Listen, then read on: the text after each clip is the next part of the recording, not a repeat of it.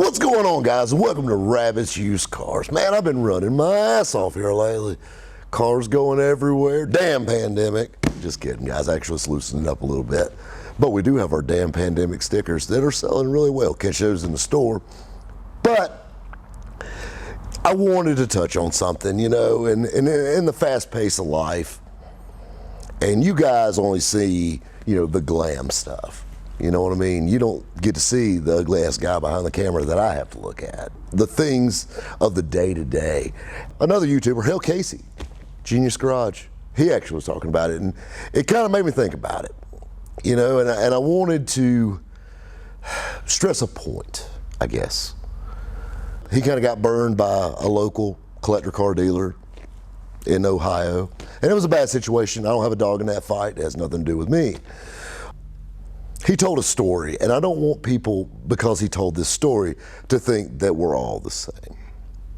Everybody knows Rabbit for being that slick salesman. Boy, old boy can sell anything. He can, and I can. I can sell anything, but I don't have to lie to you to sell anything.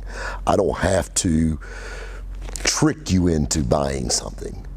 That's not being a salesman. That's being a liar. And there's a big difference there, actually. It's not a gray area. It's black and white. It got me thinking about some things, and I don't want to be stereotyped like that, so I thought I would touch on something to kind of give you a little background in the day-to-day and something you've seen. All right, so if you watch the channel, you remember Agent Orange, my 1964 Chevrolet C10 truck. Casey told a little story, and I've heard it before in different variations, but he said there was a fox and a scorpion on an island. And the fox said it was going to swim over. The scorpion came to the fox and said, "Hey, let me ride on your back, and then we'll both get to the other side." And the fox said, "No, you're just going to sting me." And he said, "No, I won't sting you," the scorpion said.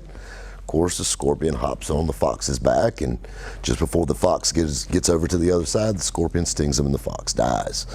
And that's how he basically described this car dealer. And I kind of took it to heart a little bit.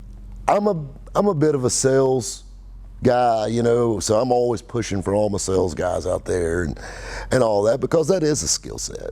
It is a real profession. I made hundreds of thousands of dollars doing it over the years. Very early in life, I learned the way you treat people really says a lot about you and your character. It's not about money. It's not about watches and $100,000 cars. It's not about gas stations and big money cameras. It's about your character and how you treat people. Two stories with that, two quick ones. It's like my grandfather. He started the diesel truck shop that I run to this day in 1968. And Greenville, South Carolina at the time was an extremely small town, and now it's a pretty big town. But you can't treat people wrong for long till you're gonna have a bad reputation. And something I learned from my grandfather is, that reputation is going to follow you. So you got to treat people right. I take pride in knowing that my grandfather started a business with a $300 loan 50 years ago, over 50 years ago, and it's still going today. Take you another one back to my early days. Hell, I was in high school. I was working at AutoZone. And I know what you're thinking, like, what the hell did AutoZone teach you about business? AutoZone had these stupid little, like workbooks we had to fill out. And their little thing, you might have ever seen, if you've ever been in AutoZone, they wear like a little pin on their collar. And it says Whittaker. And Whittaker is an acronym for what it takes to do the job right. And now granted, they're talking about wiper blades and upselling and taking care of your customer and all that stuff. That really does say a lot, what it takes to do the job right. Now fast forward to a truck all you guys have seen. Agent Orange, my 1964 Chevrolet C10 truck. Guy saw the truck online, he absolutely loved it. He asked a few questions, sent him a few pictures.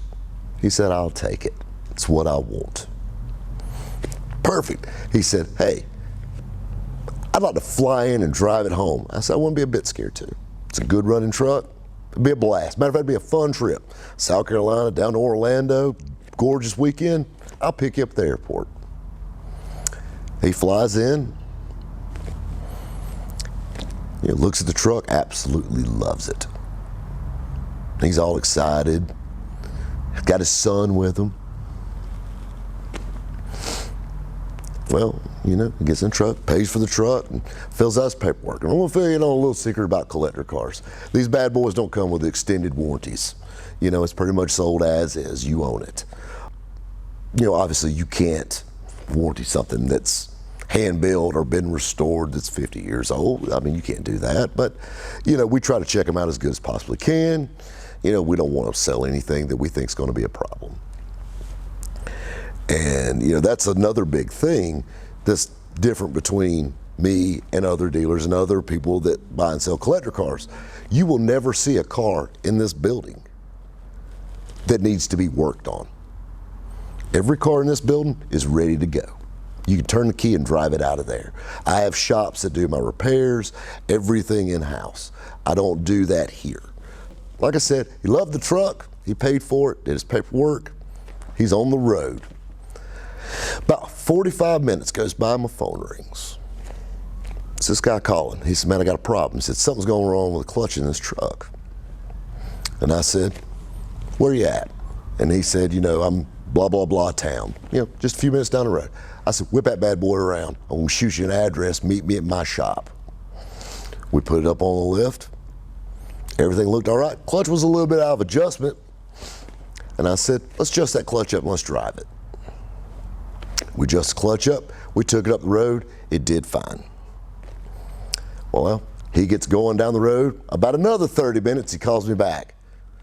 He goes, man, this thing's popping out of gear. It won't stay in high gear. And I said, well, you know what?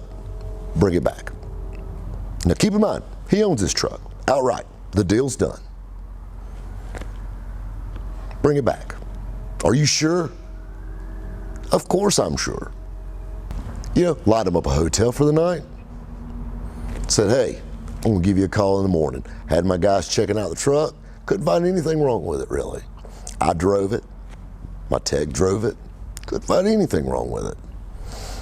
Well, finally, I went and picked the guy up at the hotel, and I said, will you do me a favor? My tech that I've known since I was 10 years old, my grandfather hired him, and I trust him with anything in my life. I said, I want you to take him up the road in this truck and show him what it's doing, because we can't get it to do it. I'll be more than happy to. So he leaves, and his son's there. Me and his son are shooting the bull and looking at cars and just talking. And they were gone for about 45 minutes. And I was starting to kind of worry about him a little bit. You have to get it out on the road in just a certain amount of time, and this thing wants to pop out of gear. Apparently there's a bad synchronizer in the transmission or something. Keep in mind, when you have 16, 17 cars, I don't drive them for long periods. I mean, I'll try my best to drive them around town, just make sure they're all right, but I don't get a chance to really stretch them out as a rule. Keith comes back, my tech, and he tells me what it did. I told the guy, I said, I want to sit down, I want to talk to you. I said, what you think about your little truck? He said, man, I absolutely love it. He said, I'm just a little nervous about driving it home. I said, well, we can handle this one of two ways. Now keep in mind, I have no obligation to this truck. I don't have to do anything at this point. But I said, we have one of two ways we can handle this. I can call my transport guy, and I can have this truck brought to you and literally shipped in your driveway, and I can take you to the airport and you can fly back home. Or I can give you what it would cost for the transport, what I would pay to have the transport guy take it, and you put that towards fixing your transmission. He said, really? You're gonna do that? I said, yes.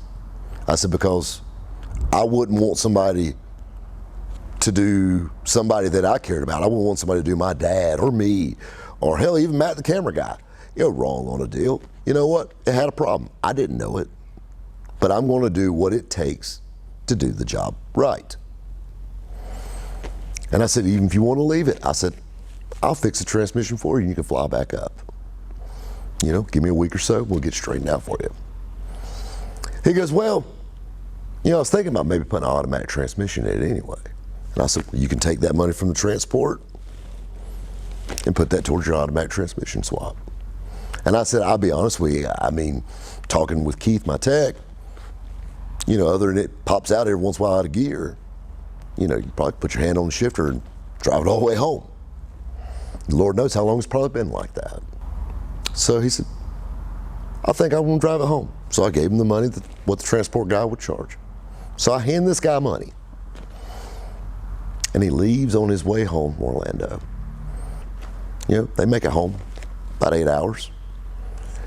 Calls me up. He goes, me and my son had the best time riding around in this truck. And you know, it was just such a fun trip. And he said, I want to thank you for everything you did. And he said, you know, I want to help you out. I said, really? And this guy, now I haven't told you this part, you meet some really cool characters in this business. This guy, yeah, I told you he lives in Orlando. He designs movie sets for every motion picture you've ever seen, Star Wars stuff. He does stuff for Epcot, Disney, Universal. He actually designed the Fast and Furious set. You know Dominic Toretto's garage, that brick facade, he made it. And this is the guy running around Agent Orange in Orlando, Florida right now. He goes, I like your little gas station, it's cute. But he said, I can make it way cooler. He said, you know what? I'll make you a deal. He said, you fly me to Greenville, fly me back home. And he said, I can really make this thing rock. So the first thing that popped in my head was, you're telling me the same guy that did all the scenes for Fast and Furious is gonna work on this? It's pretty cool. Do you think he would have done that if I said, hey, that's your truck, dude? Not my problem. You know, in the business, it's easy to let a few bad apples spoil the bunch. But you got to remember what it takes to do the job right. It even pays off sometimes. Guys, we'll catch you next time at Rabbit's Used Cars.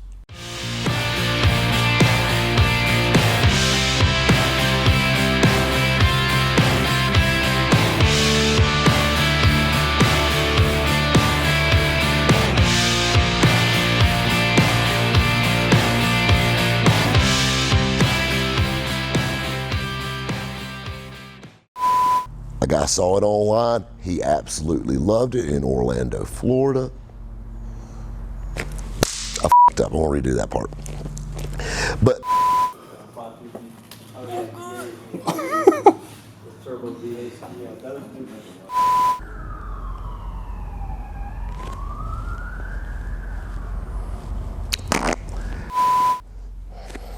That's a good one. Killed it at the end. it puts joy in my heart. Guys, be sure to visit TrailerMod.com for all your trailer parts needs. Be sure to use promo code RABBIT15 for 15% off your order.